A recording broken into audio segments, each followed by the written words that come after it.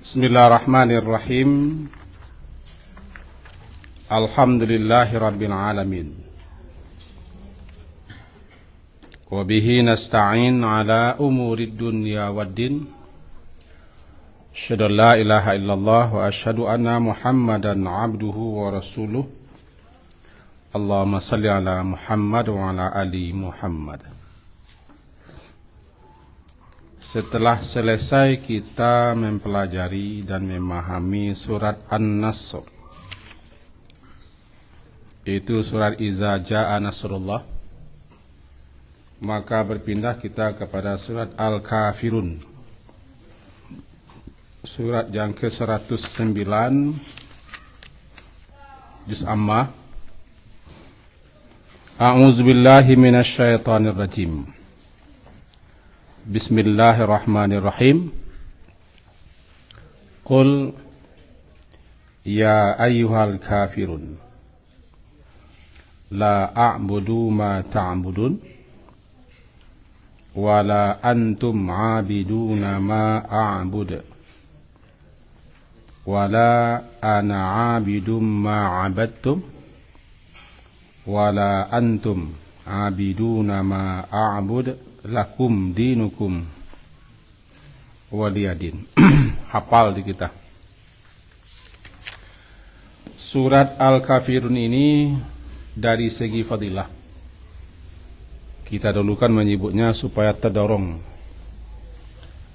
termotivasi kita untuk mempelajari, memahaminya serta membacanya. Bahwa disebutkan Rasulullah SAW sering menggandeng antara Al-Kafirun dengan Qul huwallahu ahad. Beliau baca ketika salat sunat fajar, salat sunat sebelum salat subuh. Rakaat pertama Qul ya ayyuhal kafirun, rakaat kedua Qul huwallahu. Juga beliau baca ketika salat maghrib. Setelah selesai salat maghrib, seperti sekarang ini, salat sunat setelah salat maghrib, rawatib muakkad itu beliau baca Qul ya ayyuhal kafirun rakaat pertama, Qul huwallahu rakaat kedua. Juga beliau baca ketika salat sunat tawaf. Setelah selesai tawaf, mengelilingi Ka'bah 7 kali.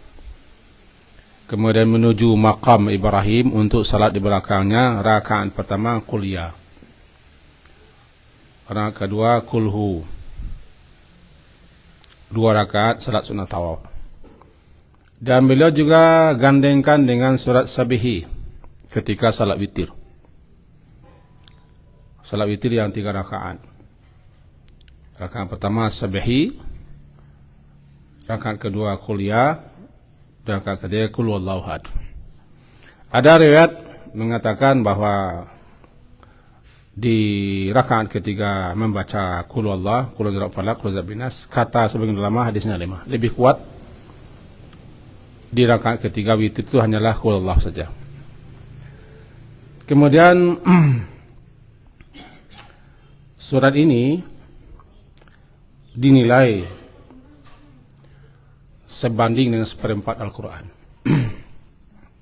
Disebutkan dalam beberapa riwayat, salah satunya kita nukil hadis riwayat Imam Tirmizi. Hadis itu daripada Anas bin Malik. Anna Rasulullah sallallahu alaihi wasallam qala li rajulin min ashabi. Suatu kali Rasulullah pernah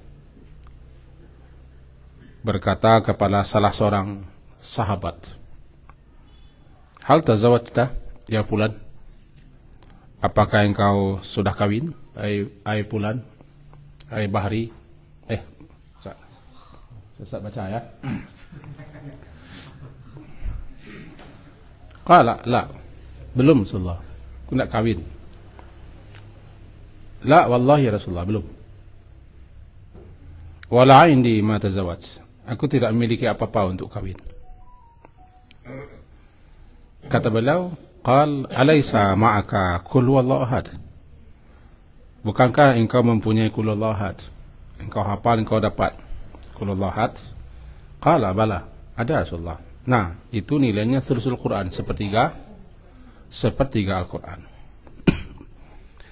Alaysa ma'aka idza ja'a nasrullahi wal fath. Bukankah juga engkau memiliki idza ja'a nasrullahi wal fath? Itu adalah rubu' Al-Quran, seperempat Al-Quran. Beliau lanjutkan, alaysa ma'aka qul ya ayyuhal kafirun. Engkau juga memiliki qul ya al-kafirun? Dapat kan? Dapat. Nah, itu adalah rubu' Al-Quran, seperempat Al-Quran. Dilanjutkan, alaysa ma'aka idza zulzilatil ard. Bukankah engkau juga memiliki hafalan atau punya idza zulzilatil ard? Ada Rasulullah bala. Nah, itu juga seperempat Al-Quran. Untuk itu tazawwaj, kawin sajalah. Kawin sajalah. Sudah ada maharnya. Hadis riwayat Imam Tirmizi. Itu diantara fadilah atau keutamaan surat Al-Kafirun. Dan beliau dalam hadis lain, hadis itu riwayat Imam Tabrani, disebutkan bahwa Nabi SAW bersabda, idza awaita ila firashika faqraq. Apabila engkau menuju ke tempat tidurmu untuk tidur, maka bacalah qul ya ayyuhal kafirun hatta sampai ke akhirnya. Fa innaha bara'atum minasyirk. Karena surat ini surat penyataan berlepas diri daripada kesyirikan. Maka siapa yang membacanya setiap malam, surat ini berarti dia telah menyatakan lepas bebas daripada kekufuran dan kesyirikan. Makanya juga termasuk qul ya al-kafirun adalah surat menjadi wirid yang dilazimkan setiap malam akan tidur, di samping qul huwallahu ahad. Itu antara lain daripada sekian banyak fadilah. Masih ada fadilah lain tapi dikategorikan hadisnya 5. Dan kemudian mari kita memahami dulu kenapa surat ini namanya Al-Kafirun. Orang terjemahkan bahasa kitanya Al-Kafirun, orang-orang yang kafir. Karena memang surat ini mengarah kepada orang-orang kafir. Bunyinya saja ya, qul ya. Katakanlah ya man, hoi orang-orang kafir. Orang Arab tuh tahu tuh kafir. Mengerti mereka kafir. Jadi ketika Nabi menyampaikan al-kafir itu, mereka paham kan bahasa mereka. Secara bahasa kafir itu asal katanya kafara, kufrun, menutup.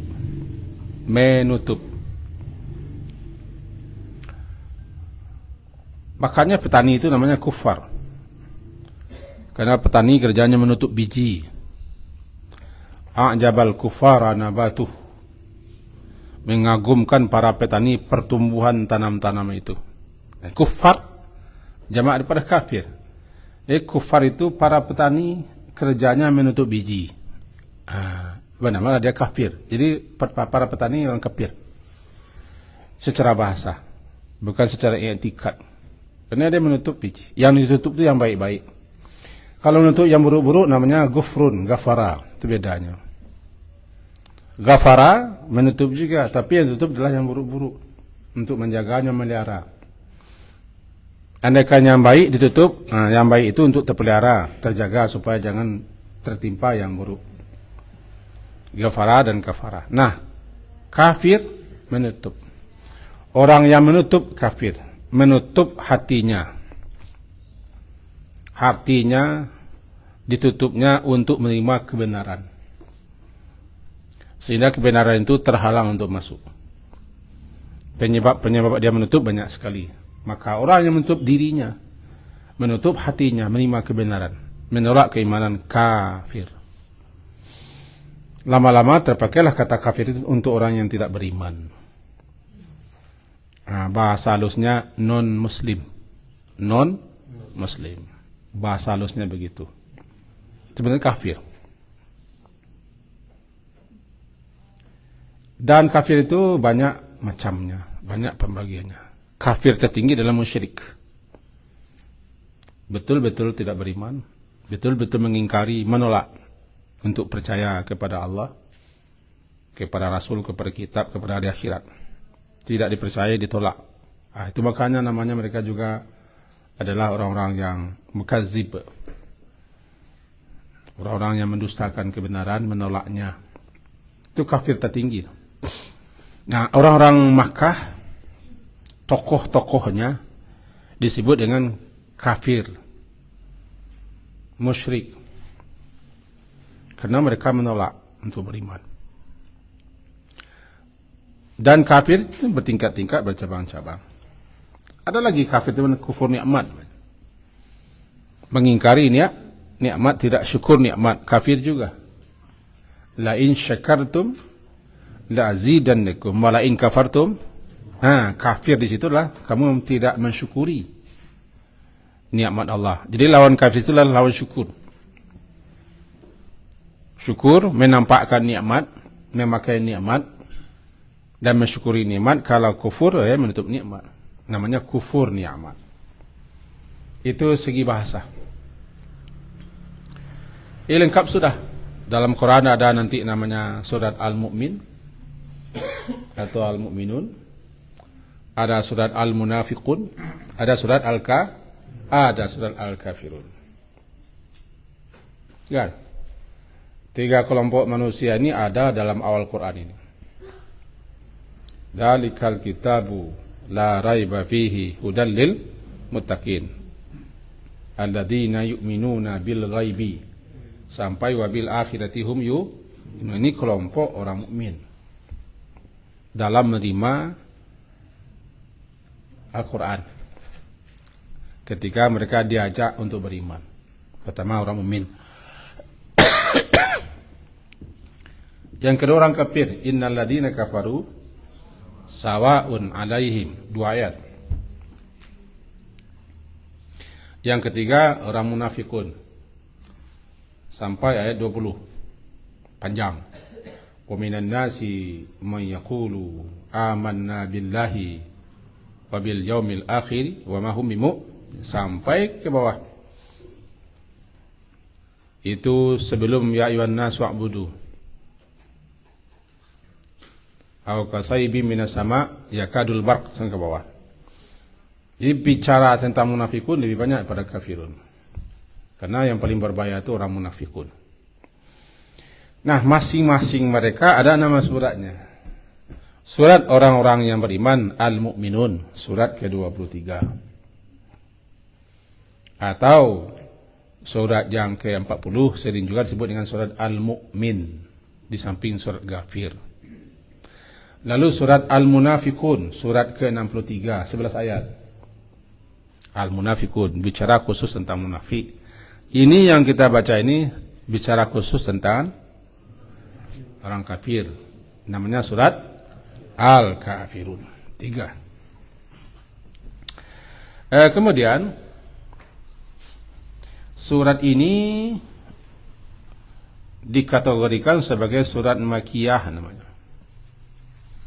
Sekedar mengingatkan, surat Makkiyah adalah surat-surat yang Allah turunkan kepada Nabi Muhammad sebelum hijrah ke Madinah. Namanya Makkiyah.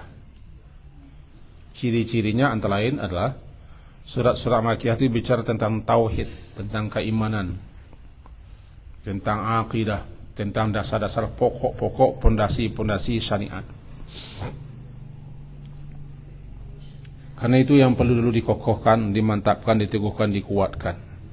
Maka umumnya surat-surat Makkiyah itu surat-surat yang diturunkan di Makkah bicara tentang tauhid atau tentang pokok-pokok.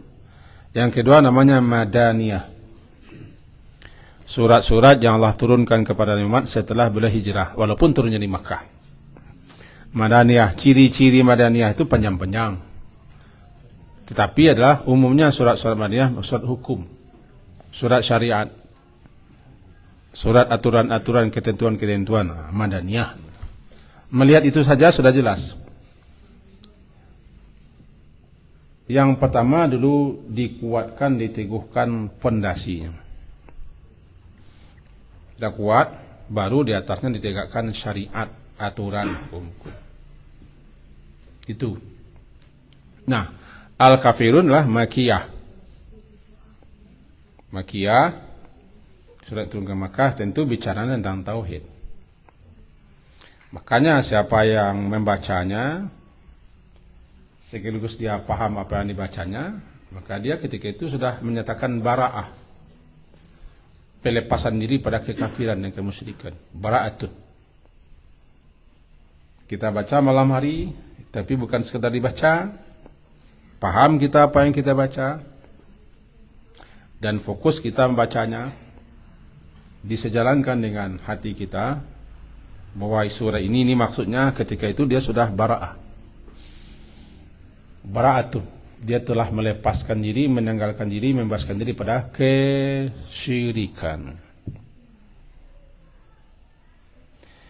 Di surat ini adalah sebagai pembeda yang nyata sekali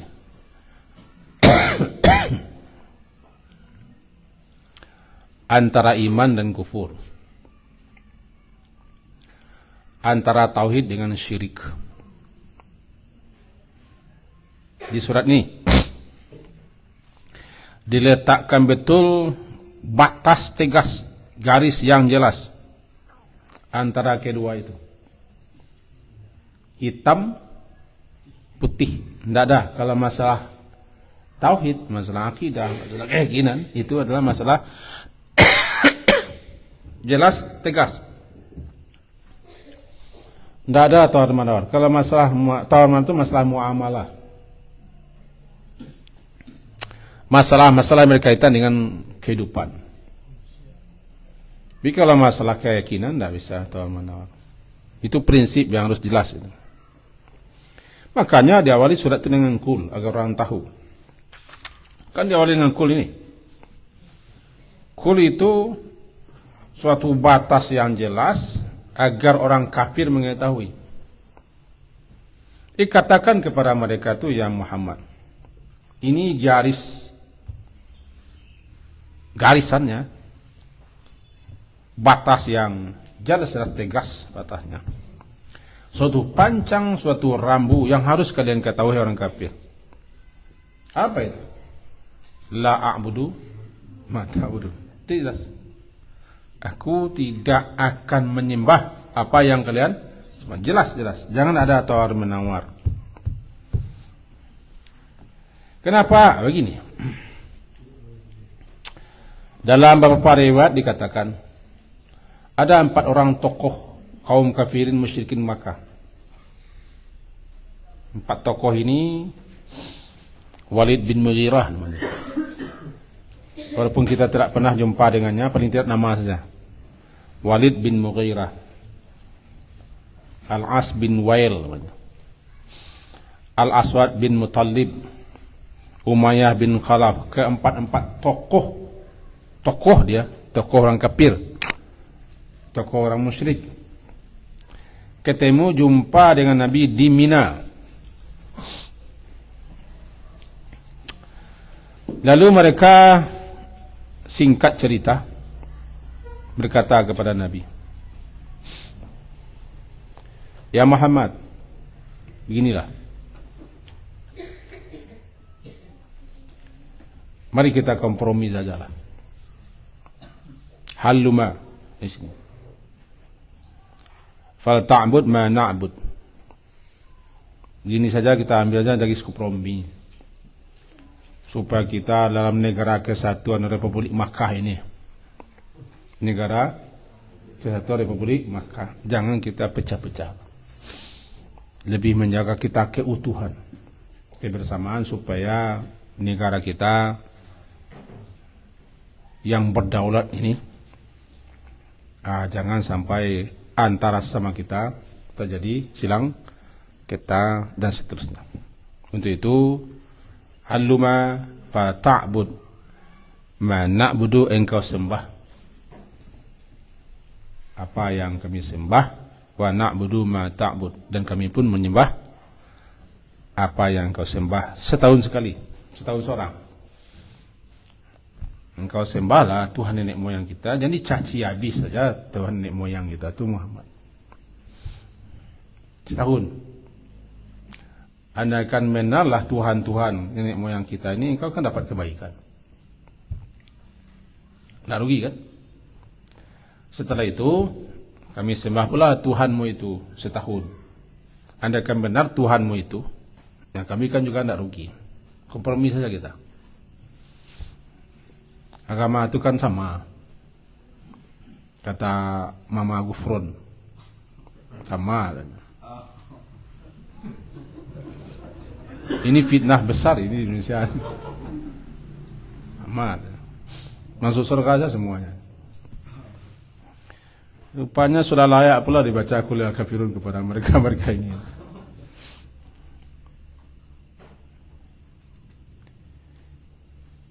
Dalam riwayat lain katakan, kita tes. Anda akan benar agama nenek moyang kita. Coba dulu. Tes. Sama-samalah kita menyembah. Tapi Anda akan benar pula agamamu, sama-sama pula kita menyembah.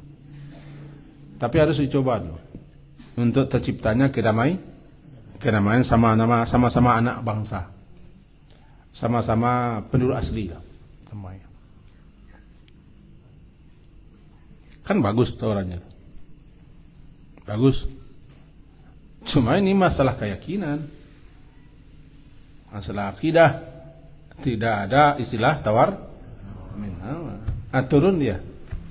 Qul ya ayyuhal kafirun.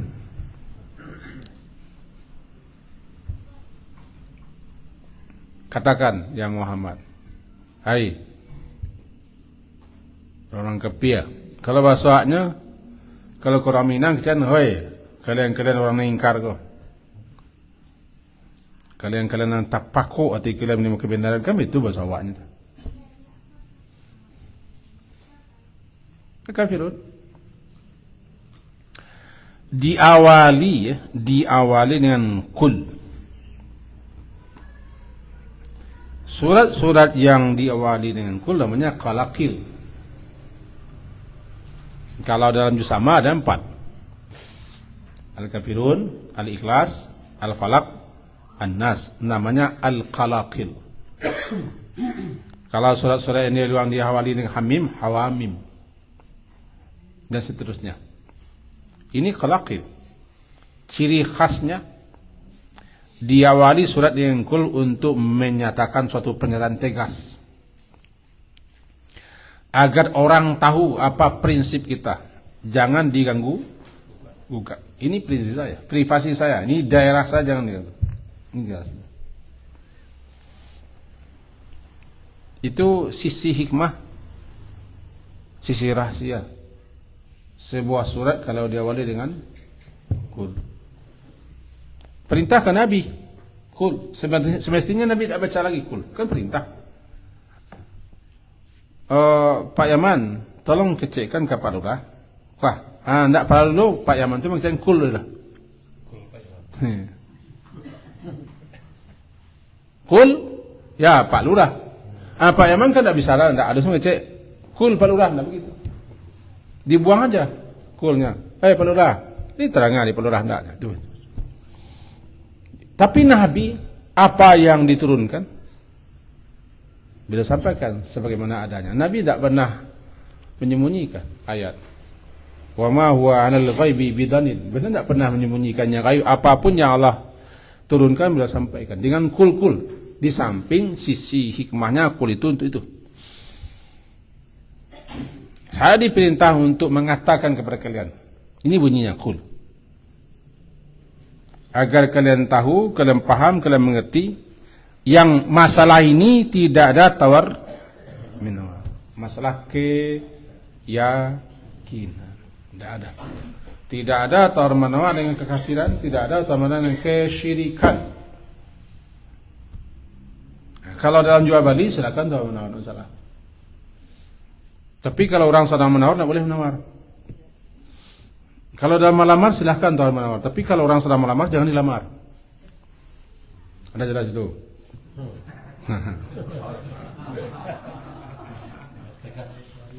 Yang berdiri di jalan kena dia. Kenapa di jalan berdiri orang lalu? Bukan orang yang lalu yang salah. Kenapa kita berdiri di jalan? Bukan orang ronda yang salah. Kenapa kita mencuri masalahnya? Nah, kembali ini cool. Maka dikatakan tadi, ini surat adalah suatu garis batas panjang yang kita juga harus tahu nih. Ini kalau ada orang menawar kita demi ini, kalau ini tidak bisa ya. Jadi saya apa? Kalau ikut tidak cerita. Tidak usah saya jadi menteri, tidak masalah. Apa saya menteri? Jadi kami menjadi menteri, menteri caca saya tidak mau lupa karena kuat. Jelas kan? Kita harus kalau ada tawaran begitu, begini, tidak. Ini masalahnya masalah prinsip atau kul. Maka nama surat ini kalau nggak Al-Kafirun, surat tegas agar diketahui orang kafir itu. Ayat pertama begitu. Di samping masih ada nama-nama surat ini yang lainnya juga disebut dengan Ikhlas juga. Maka dua surat Ikhlas, pertama Kafirun, kedua Qul Huwallahu Ahad. Tapi bedanya, kalau Qul Huwallahu Ahad ikhlas dalam bertauhid, ini ikhlas dalam beribadah. Populernya di surat ini namanya Al-Kafirun, tiba di Qul Huwallahu Ahad populernya Al-Ikhlas. Masih banyak nama-nama lain, tapi kita tidak akan perlu disebutkan oleh nama. Langsung saja kita ke isi lagi. Isi, mari kita. Tadi sudah kita awali bunyinya Qul ya ayyuhal kafir. Kita pahami, kita gambarkan suasana sejenak. Nabi pergi atau mendatangi atau ketemu dengan orang-orang itu, Nabi katakan, "Hai orang kafir, kau berhadapan ke?" Jadi saya bukan bicara kepada bapak-bapak ibu, orang kafir itu.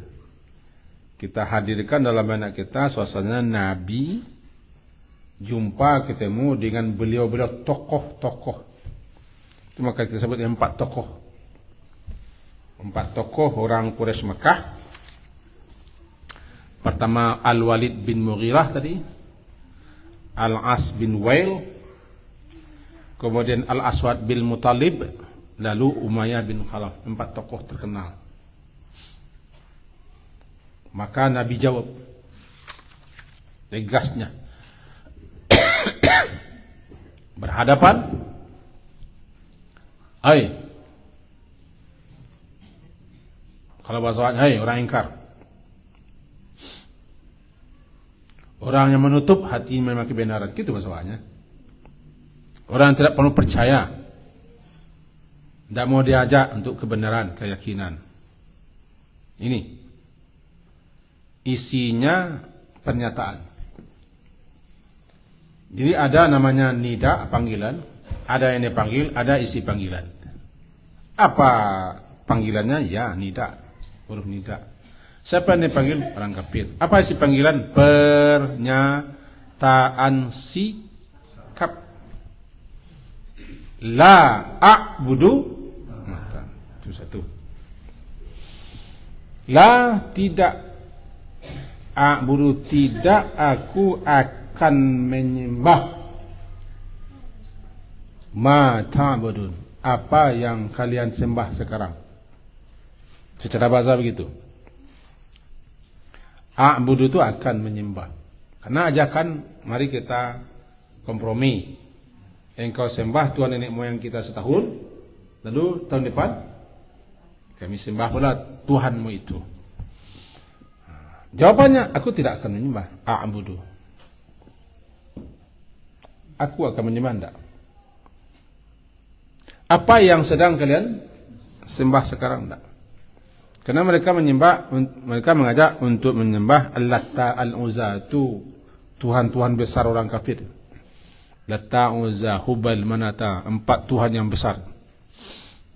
Terkenal, nama-nama wanita saja itu. Mereka benci wanita, tapi nama patungnya wanita-wanita. Kok tidak pakai wati-wati? Itu bahasa kita wati-wati.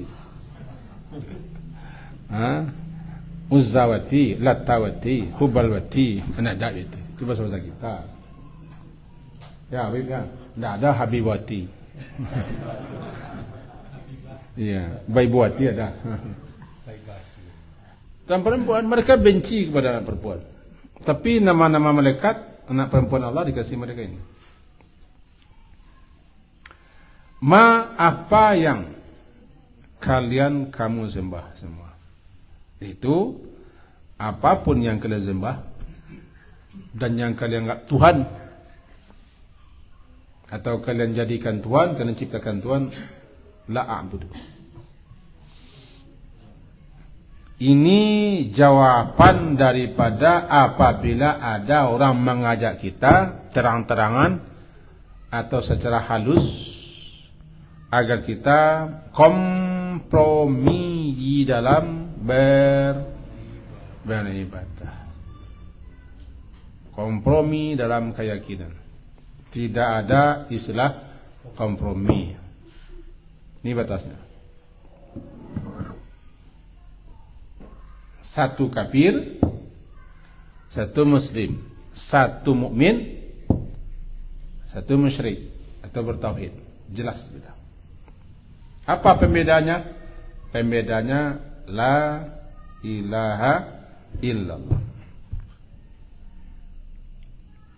Dengan la ilallah itu langsung berbeda. Siapa yang kafir, siapa yang tidak.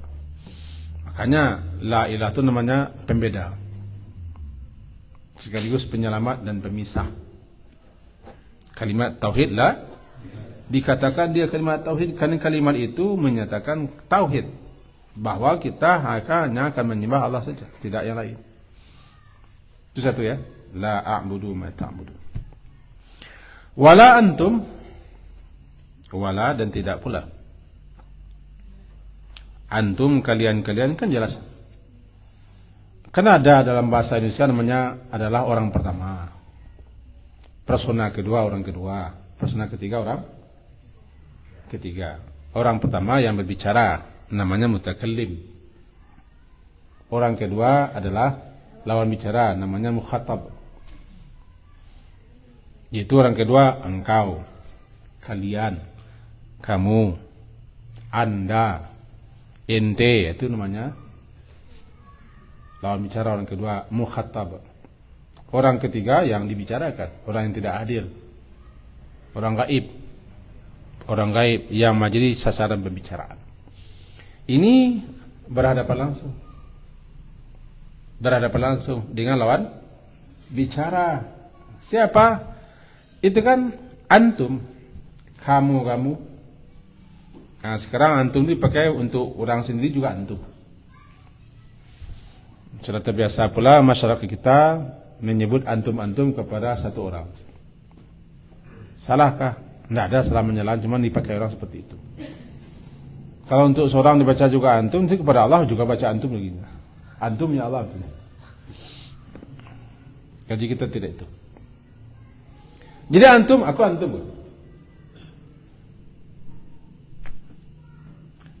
La wala antum. Dan tidak kalian-kalian ini. Kalian itu bukan saya langsung. Kalian antum itu lawan bicara. Abidun, orang-orang yang akan menyembah apa yang aku sembah. Apa yang aku sembah sekarang yang akan datang kalian akan menyembahnya. Di mana letaknya? Begini. Kalau abid orang yang menyembah,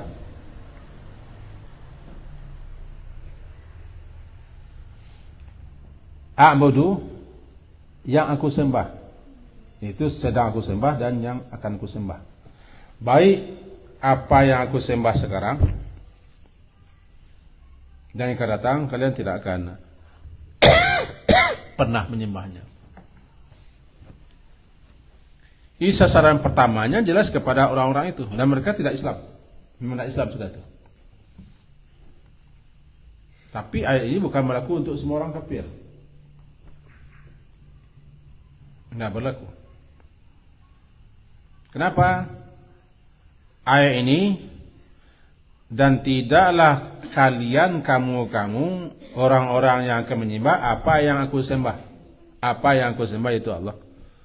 Baik sekarang yang akan datang. Jadi menafikan yang akan datang. Menidakkan. Kenapa? A'budu itu berlaku untuk sekini dan yang akan datang. Dan memang kenyataannya mereka itu tidak beriman sampai mati. Khatamallahu ala qulubihim. Cuman ayat ini tidak berlaku untuk semua orang kafir. Sebab sekarang orang kafir, besok jadi kafir. Bahkan Nabi sendiri tidak tahu siapa yang akan beriman, siapa yang kafir selamanya. Tidak tahu Nabi, dan Allah tidak beritahu kepada Nabi. Cuman ada tokoh-tokoh tertentu menurut ulama Allah beritahu kepada Nabi, wallahu a'lam. Ini tidak akan beriman.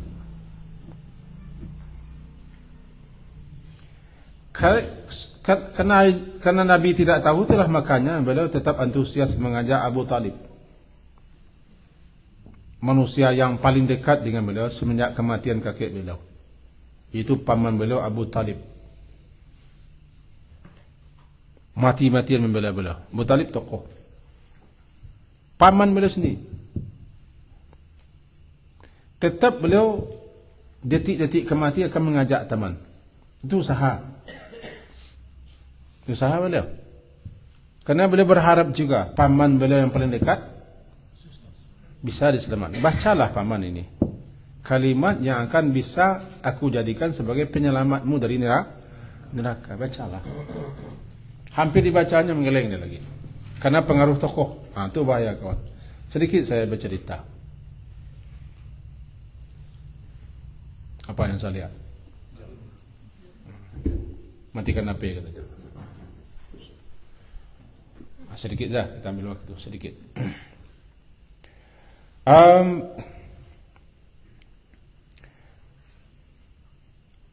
Dalam sejarah tercatat hampir saja Abu Talib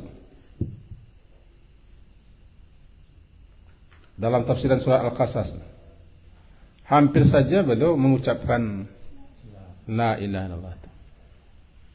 Nabi sangat antusias. Tiba-tiba teman-teman Abu Talib hadir yang membujuk merayu. Intinya, apakah di saat-saat seperti ini engkau akan membelakangi Tuhan-Tuhan yang selama ini kita sembah, Tuhan nenek moyang kita? Di saat-saat genting ini engkau berubah. Bahaya pengaruh teman.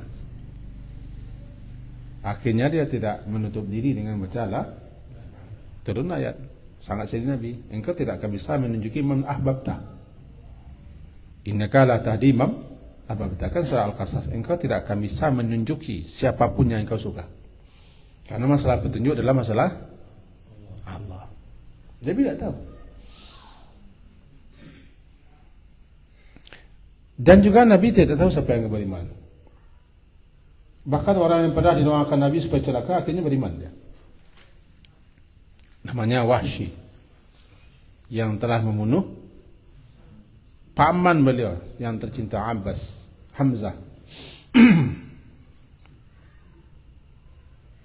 Ketika terjadi perang Badar, kan mati tokoh-tokoh musyrikin Mekah. Perang Badar, kaum muslimin 313-an, terdiri daripada laki-laki dan perempuan, muda dan tua. Yang berkendaraan cuma tidak berapa, selebihnya yang kaki. Orang yang tidak terlatih untuk perang saja pergi ke Badar, perang. Sementara orang Quraisy 1000 pasukan terlatih berkuda menghadapi 13. Ini kita bahwa yang memenangkan itu bukan kekuatan, tapi adalah yang di langit. Kam min fi'atin qalilatin ghalabat fi'atan katsiratan biiznillah. Menang kan? Salah satunya matilah tokoh-tokoh seperti Abu Jahal. Mati tokoh-tokoh itu salah seorang tokoh dewe Mekah. Tahu dewe? Apa itu? Tokoh dewe Mekah bersumpah untuk membalas dendam atas kematian Abu Jahal. Bersumpah dia, sebab yang membunuhnya adalah Hamzah. Hamzah itu tidak bisa ditandingi. Kalau berhadapan tidak bisa raminan, dia ahli. Bisanya orang membunuhnya secara belakang-belakangan.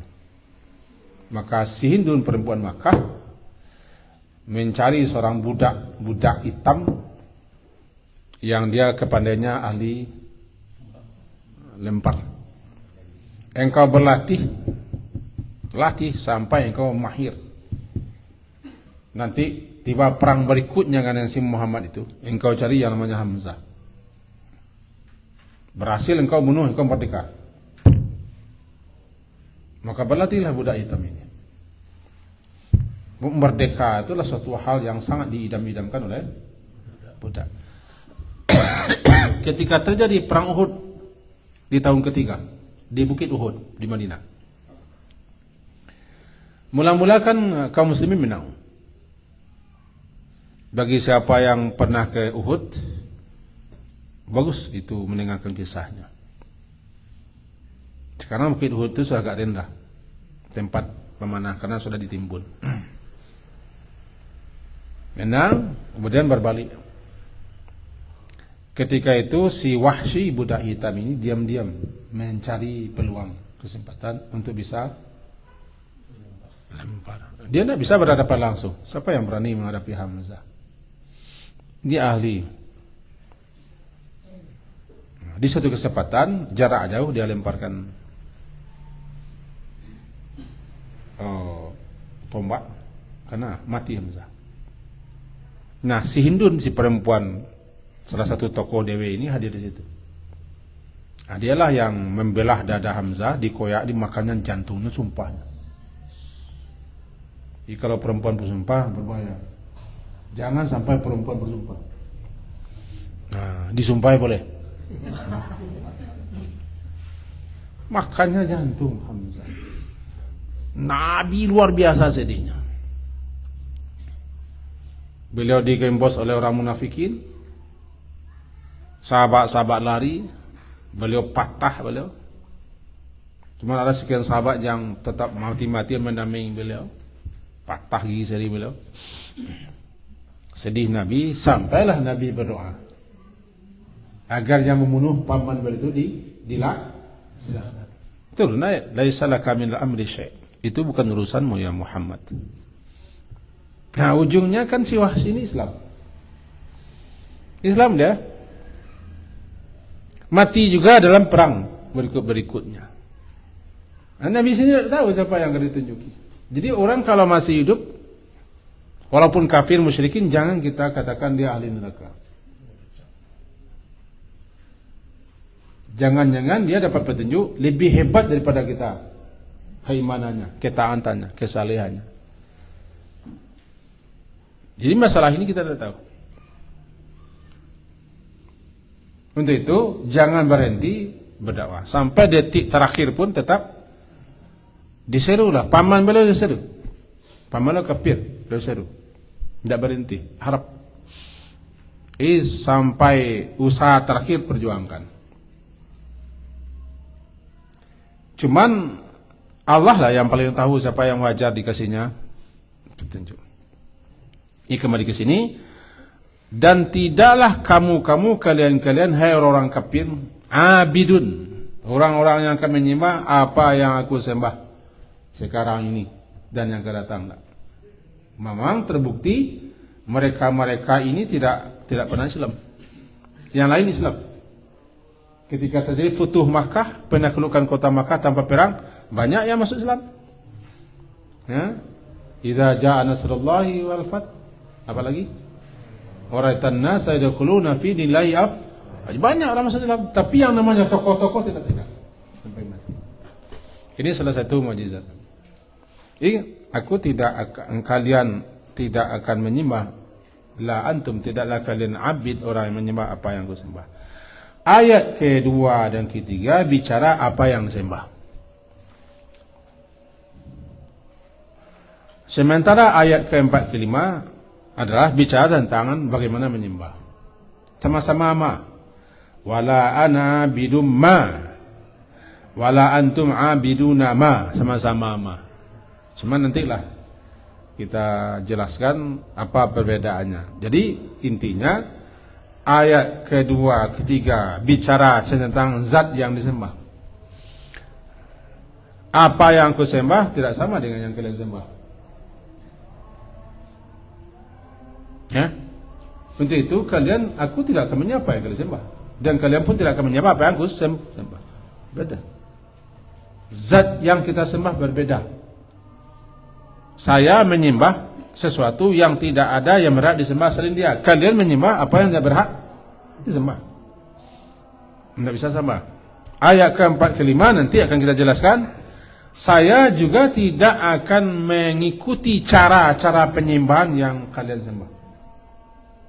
Sebagaimana kalian juga tidak akan mengikuti bagaimana kaifiat aku menyembah. Berbeda. Karena yang pertama namanya mausul, yang kedua masdariyah. Apa itu? Ya nantilah. Janjilah datang yang datang. Sudah itu tidak datang tidak masalah. Hari Selasa tidak datang, Rabaah datang masalah. Kita jelaskan ayat ini. Sekianlah kaji kita malam hari ini. Semoga ya malam nanti kita baca ayatnya. Akan tidur ya. Tidur. Pilihannya seperempat Al-Quran dan kita sudah membacanya. Berarti kita telah menyatakan diri terlepas daripada kekafiran dan kesyirikan. Sekian saja. Diakhiri subhanakallahumma hamdika asyhadu an la ilaha illa anta astaghfiruka wa atubu ilaik. Wassallallahu ala Muhammadin wa ala alihi washabbihi ajmain. Alhamdulillah. Assalamualaikum warahmatullahi wabarakatuh.